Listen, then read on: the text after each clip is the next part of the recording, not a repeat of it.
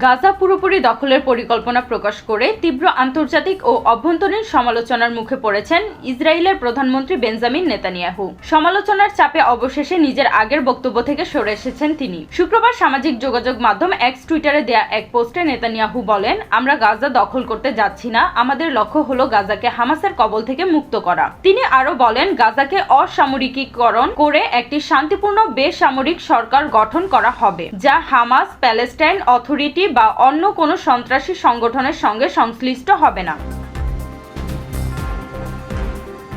তবে কয়েকদিন আগেই গত 5 আগস্ট তেল আবিবের প্রধানমন্ত্রীর কার্যালয়ে এক উচ্চ পর্যায়ের বৈঠকে নেতানিয়াহু সেনাপ্রধান ইয়াএল জামিরকে স্পষ্টভাবে বলেছিলেন, আমাদের লক্ষ্য পুরো গাজা দখল। এর জন্য আমাদের গাজার প্রতিটি অংশে অভিযান চালাতে হবে। এছাড়া জিম্মিদের যে জায়গাগুলোতে লুকানো হয়েছে বলে সন্দেহ করা হচ্ছে সেখানেও। এই বক্তব্যে সেনাপ্রধান দ্বিমত প্রকাশ করে সতর্ক করেন, পুরো গাজা দখলের চেষ্টা ইসরায়েলি বাহিনীর জন্য বিপজ্জনক হতে পারে এবং এতে জিম্মিদের জীবন ঝুঁকিতে পড়বে। তবে সেনাপ্রধানের উদ্বেগ আমলে না নিয়ে নেতানিয়াহু এবং তার মন্ত্রিসভার সদস্যরা আগের অবস্থানে অনড় থাকেন। এমনকি মার্কিন সংবাদ মাধ্যম ফক্স নিউজকে দেয়া এক সাক্ষাৎকারেও নেতানিয়াহু বলেন, গাজা দখলে আমাদের মূল লক্ষ্য।